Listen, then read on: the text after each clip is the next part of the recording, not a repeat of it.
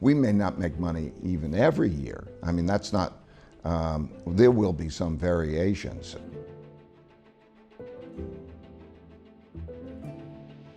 You know, the first time I was clerking on the floor of the New York Stock Exchange in 1971, and nobody was accepting dollars. And then I came on August 15th. The President of the United States basically says, you're no longer going to get the gold, and we're not going to do that. I walk on the clerking on the floor of the exchange. I figured, wow, what a crisis. We're going to be down a lot. Stock market was up a lot. I didn't know what a currency devaluation was, but they happened many times. The 70s and so on, along those lines, were things that happened in my lifetime. And I got in a habit of every time I would make a decision, particularly painful decisions, that was my cue that I need to do more research. Every time I would, I have an expression, pain plus reflection equals progress. So I started, if I have a painful experience, when I calmed myself down, I would say, what can I learn? And I would go back and I would study that. And then I would take that learning and I would write down a principle. I wrote it down. And by the way, I would recommend that you do that. Pain plus reflection. You're going to learn mostly through your pains, and then you reflect well, learn the lessons, take in from others, and do your research. And I would then write that down. The economy can be a tricky thing to understand, but hedge fund legend Ray Dalio can help us break it down. The first step in understanding the economy is to know that it is cyclical. We begin that process in an upswing, where everything looks great, until we reach the top and spending from banks will begin to slow down. As we continue through the depression phase, we eventually get to the other end of the bell curve, where we begin again. That cycle may not always operate exactly as planned or in the same fashion every single time. The Federal Reserve has had to make some changes on its policy as we enter a new world. As we see fighting on either side of the political aisles, adjustments will need to be made to ensure a stable future for the economy. Rivaling political parties only hurt the economy more. On the consumer side, there are a few important steps to take in today's economy, mostly differentiation of your assets and a focus on liquidity. With the uncertainty evident in the economy, sticking with these two assets can help keep you and your money safe. The devaluation of money happens regularly in the economy as well. Think 1970s when we left the gold standard. These times can present some painful lessons, but with these lessons comes reflection and the adoption of principles. Learn from the shortcomings you encounter and use the economy to your advantage. I think that there are 6 stages to the cycle. I'm going to touch on them briefly.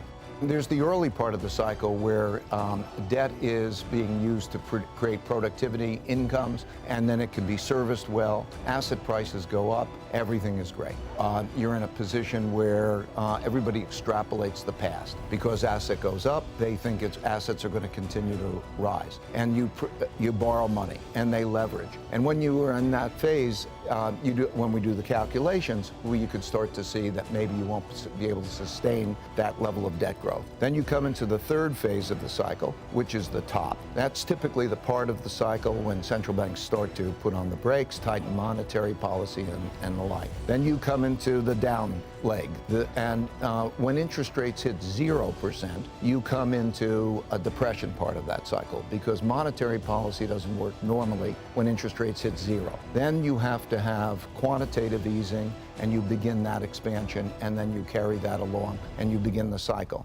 I think the Fed made a mistake, and I think the Fed understands that it made a mistake in assuming that this is a normal cycle. And what they thought was if you pick up growth and lower unemployment, you're going to produce inflation. We're living in a different world now for various reasons, a world of a lot of excess capacity, a world of digitalization and so on, in which that's not the big thing. The big thing is the fact that we're approaching an end of the power of central banks to stimulate. So the big thing is that we have a very big asymmetric risk. If the economy turns down, and we're late in the cycle, so a downturn will come. There's a lack of ability by central banks to be able to be stimulative and to reverse that. And that's happening at a time where there's great wealth polarity. So if the left and the right, if the capitalists and the socialists, or the rich and the poor are at each other's throats at this time, and this is when times are good, imagine what it's going to be like when we have a downturn and there's an inability of central banks to respond to that. So that shift in Fed policy, which came at the end of the year, was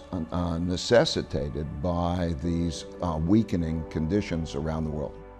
There's a period of, I think, great uncertainty and great risk. I think there are three words: diversification, liquidity, and then differentiation. We want to make sure that our investors are not just concentrated in some of the traditional markets. So diversification of how to do that well can reduce risk without reducing opportunity. And that means currency diversification, including the reserve currencies, how much exposure is to the reserve currencies, but it means currency diversification, asset class diversification, country diversification, and that should be the starting point of portfolios. In terms of liquidity, it allows you the flexibility to change as circumstances change. And differentiation is the most important consideration now. There are two different worlds. There are worlds that will be orderly and will prosper in this kind of an environment, and you could see it. And that differentiation versus other worlds and markets related to that, that will